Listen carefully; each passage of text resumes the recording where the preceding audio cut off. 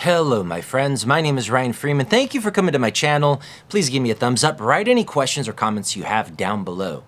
I promised to talk about the China-Taiwan issue for a long time. I have delayed it because, first of all, it's a sensitive topic. I've talked about my feelings about Taiwan and China a little bit in previous videos, and I got criticism from some people who watched that.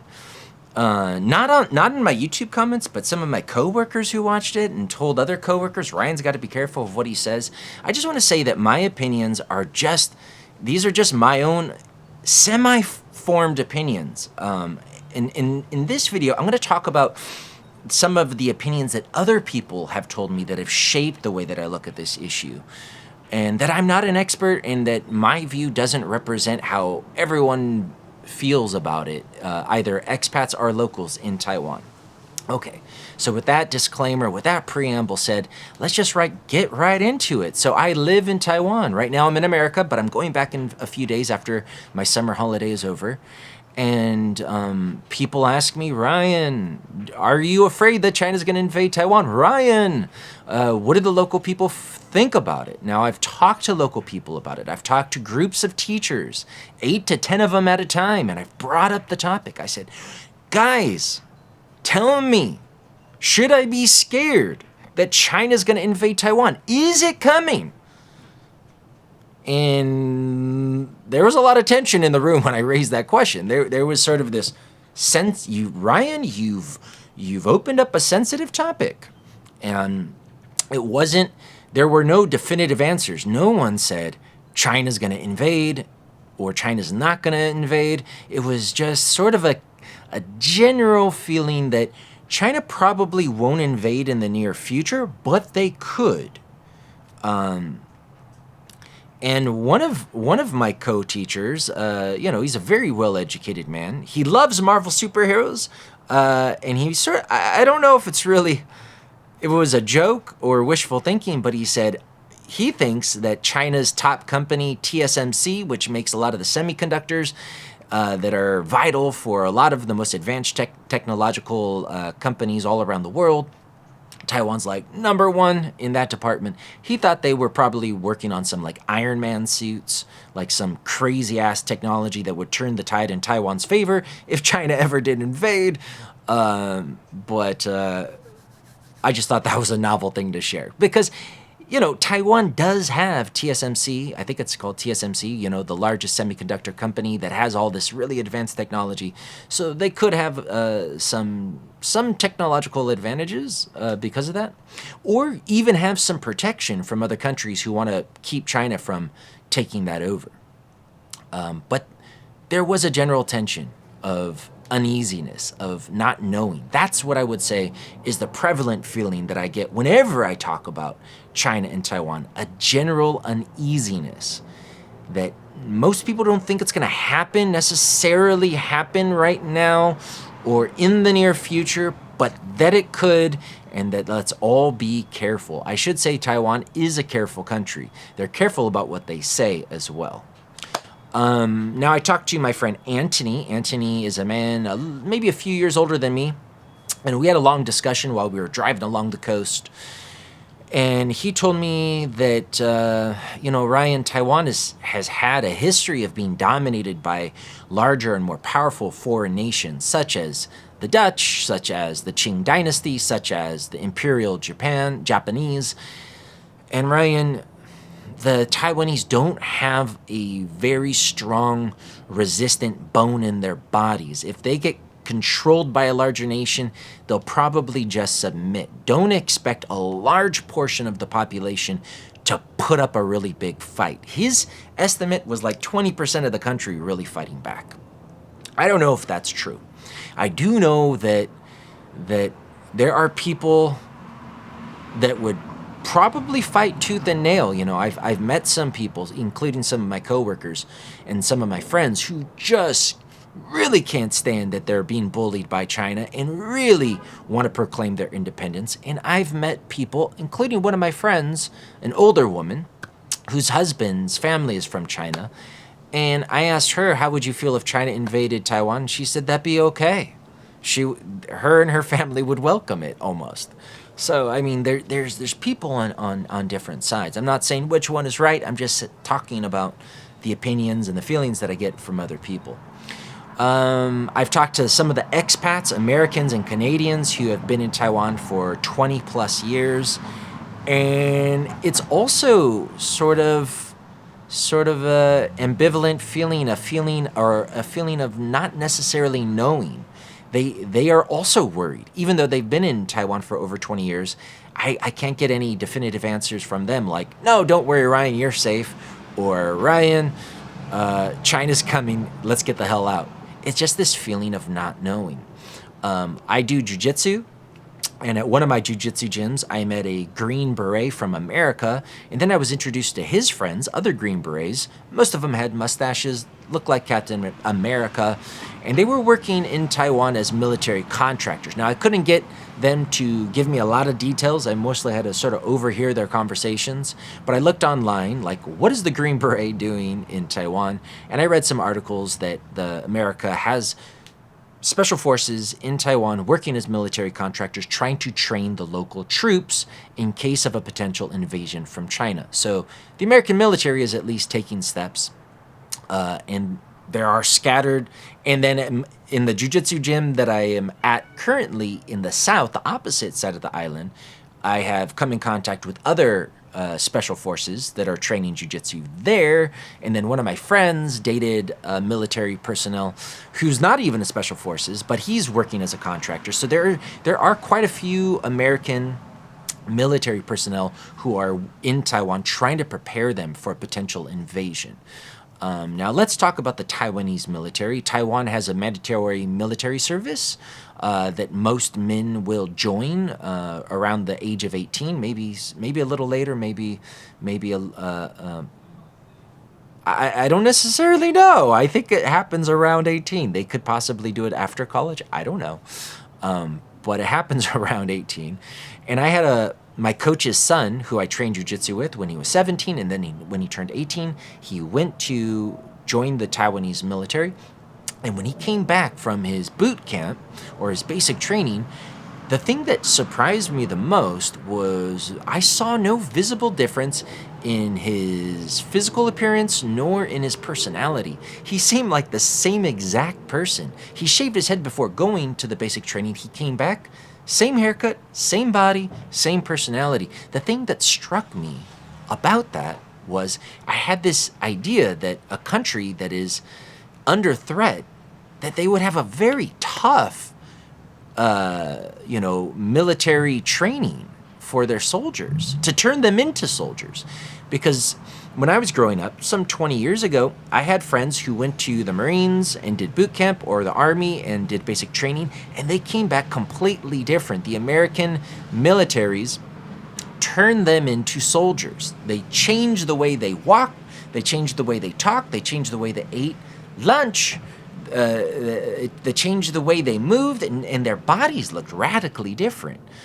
Now, I don't know what the American military training is like today, but I will just say that from my young Taiwanese friends' experience, it didn't seem that the Taiwanese military training was very easy. In fact, I even asked him about it, and he said it was very easy. It wasn't very difficult. It wasn't very transformative. He said it was very easy, and he said his work at the military is very easy, that everyone working there is just sort of chilling out like kids. They're treated like kids, and it's a pretty chill job. So that doesn't give you a lot of confidence about their ability to fight back.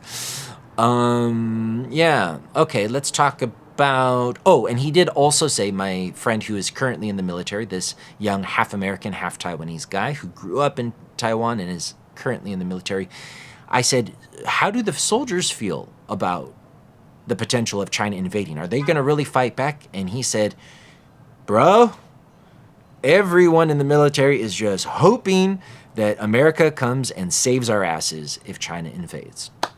All right, so that was his experience. One other opinion that I want to share is I have this crazy actor friend named Leah, is fiercely independent. fiercely wants Taiwan to assert its independence, and she's pretty wrapped up in this topic. And she told me that there's currently sort of a quasi-silent exodus of a lot of rich people in Taiwan.